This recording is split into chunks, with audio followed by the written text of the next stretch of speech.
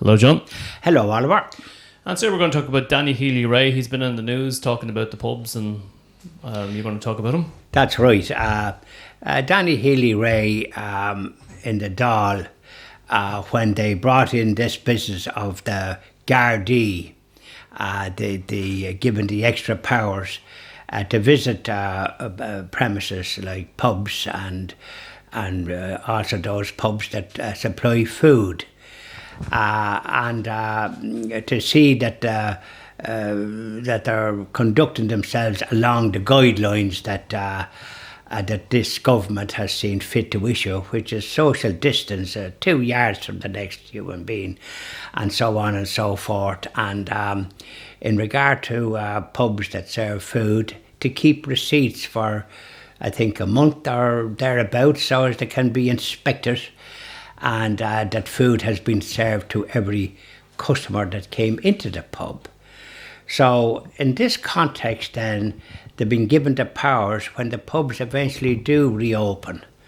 We've heard various times they were to open in July, and then it was kicked down the road to August, and now it's September, and let's hope that they don't find some other excuse to keep them closed and keep people away from having a conversation in a rural pub where we can talk and communicate with other human beings and have some sociability.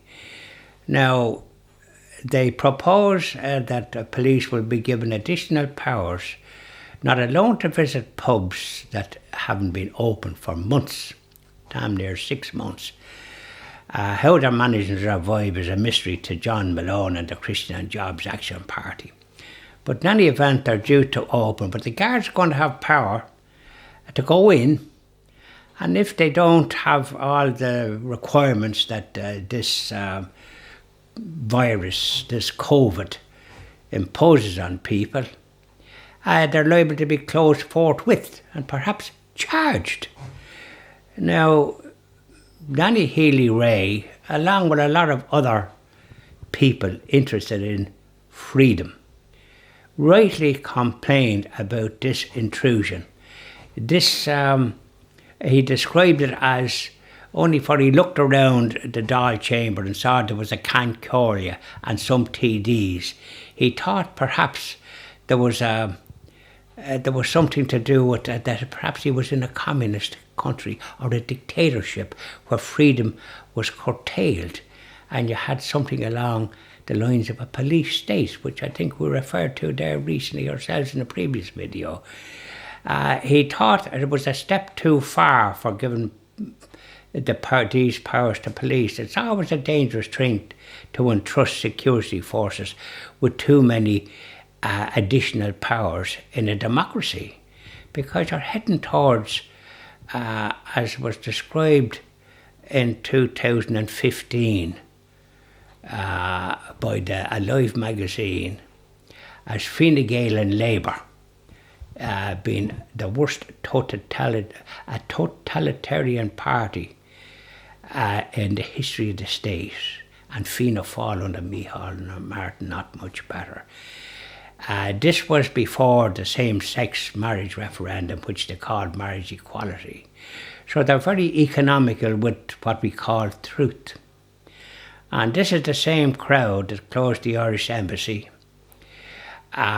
organised that people were not given a proper debate in the Dáil Éireann about this business of the marriage equality, which was actually marriage between 2 men and 2 women.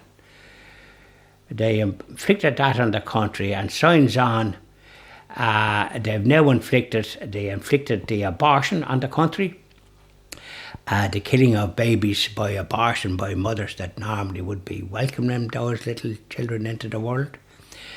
So this is the same government and politicians that inflicted all these people, all these evils on the society, and here they are now inflicting more with this COVID. And Danny Healy Rae only was one of 10 that opposed this legislation. The other parties including Sinn Féin and independents, I presume, supporting this government, and the Fine Gael party, all voted en masse for this infringement of freedom of the individual. Danny Healy Rae had said that it's a step too far, that you could find people in ordinary houses getting knocks on their door, and police, maybe in plain clothes for all you know. So it's a recipe for perhaps robbery, because everybody now is wearing masks, so it's not unusual to see people at your door wearing a mask, so you can't recognise them. That's been established by other people. So Danny has raised a question that has given widespread coverage to what he had to say, because people identify with it, funny enough. There's a lot of things people don't identify with, and all the people that lost their political jobs recently because they didn't conform to these new restrictions that's placed on mankind in this country. And I think it's a step too far. And an example of that is, I think, that the respect for family businesses. This is the hallmark. For example, one of the people that speak about that, funny enough, is a one called Fiona O'Connell, and she writes a very nice article about business along the lines of Healy Rae. And she says, small-minded view of brave Irish businesses.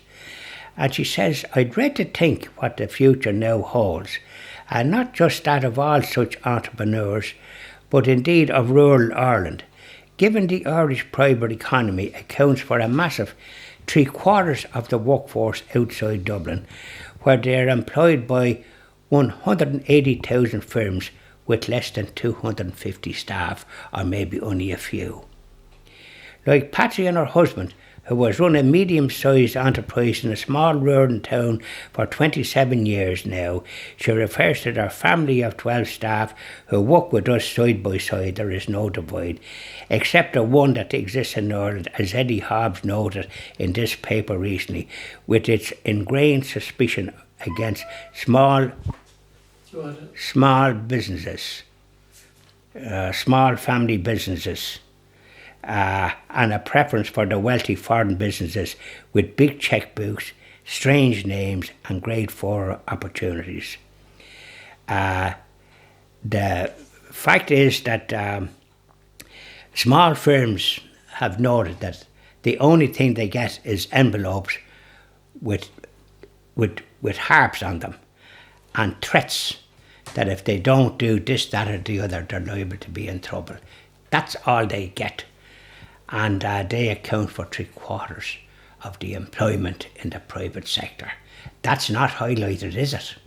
And it should be highlighted. So she talks about the tax on small family businesses, and this example that Danny Healy Rae spoke about is along the same lines.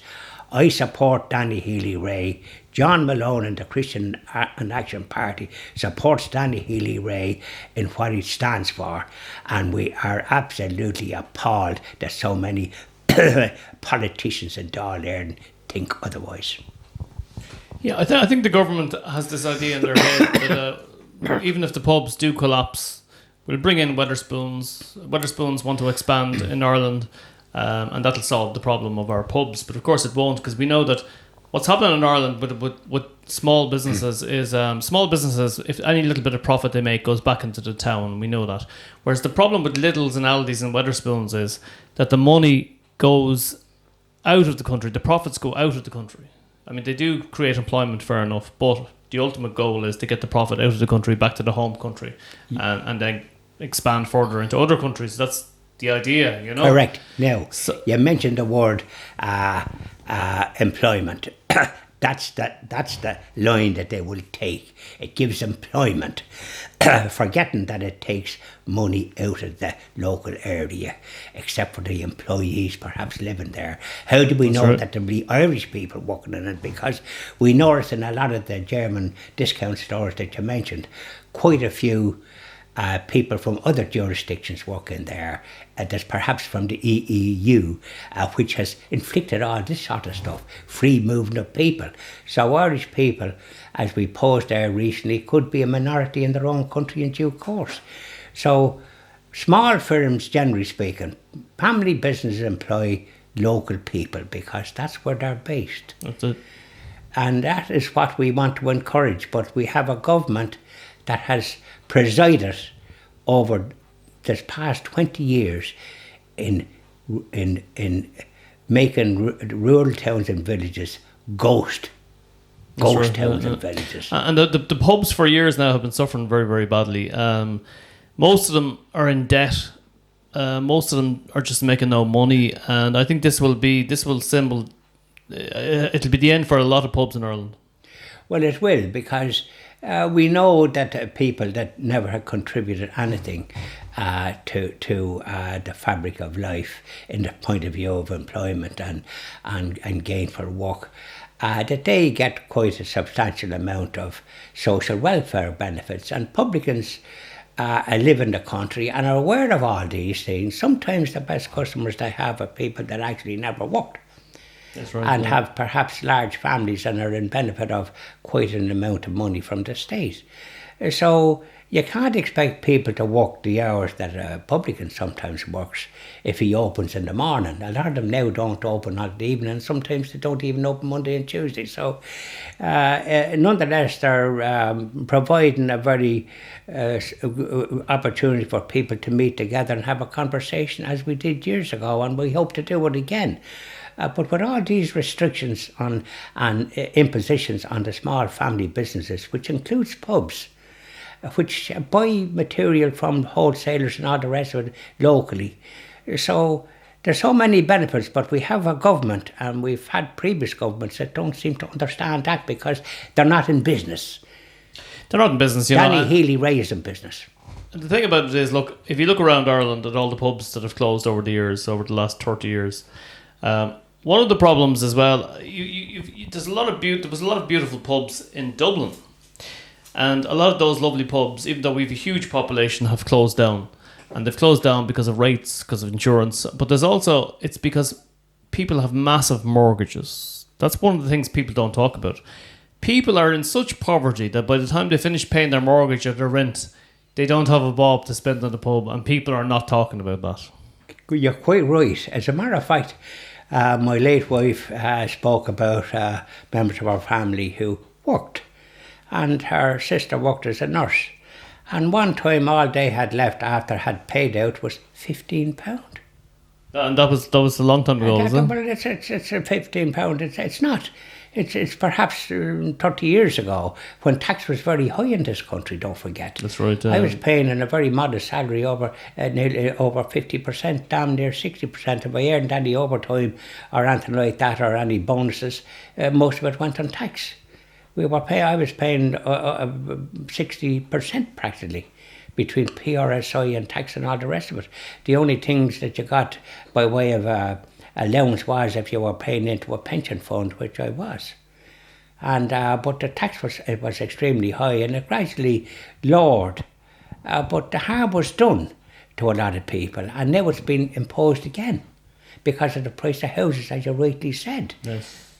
So I mean, I was going around Dublin there over the last week, and some of the nicest pubs, even this is before the COVID era, some of the nicest pubs are closed down. Well, you see, there you are. Obviously, it's tax and insurance. We have such high insurance costs in this country that you nearly can't hold an event because of the astronomical cost of insurance. Mm-hmm. And we hear anecdotally from business premises of the amount that they pay, aside from paying staff, electricity, insurance, and all the rest of it. They're working nearly for nothing. Yeah. And do you know what?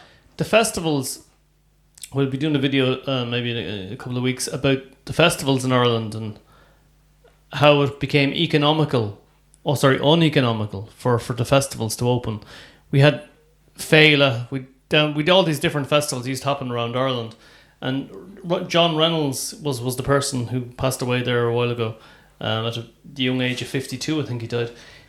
He found it difficult to actually host festivals in Ireland, and it was a lot to do with the fact that I'm going to show you a guideline that was brought out in 2000. I think it was the year 2000 or 1998, and it was basically a guideline that the government drafted up that was so stringent, and there were so many requirements put into it that you couldn't have a festival that was cost effective. Well, you see, what have we got ruling the country? Are they actually familiar with these episodes? They should be able to organise something that would not have it so prohibitive. I believe that in other countries they have outdoor events, and I don't think they're penalised the way they are in this country. One wonders why all this was imposed. I have a feeling it has something to do with the regulations that had been passed by this government and previous governments, making it nearly impossible for anyone to be gathering for anything. Yeah, I mean, you have to have so many doctors, so many nurses, the fire brigades, the security. There's so many bills attached to having a festival. Well, you see, and you might need those, but Yeah. I mean, these are all additional costs. So, and then there's the business of anybody slipping and then being able to claim something or another. This is why you go into licensed premises and the floor is as dry as a bone, but there's a sign on it, slippery floor, because people are making out that they're falling and injuring themselves. So we have a culture that has come about by the lack of action by previous governments to make life pleasant in the country and to make it that we can go about our business and young people can go to these festivals and have a bit of enjoyment in their young life. We know that that the pro-abortion movement is very, very well funded.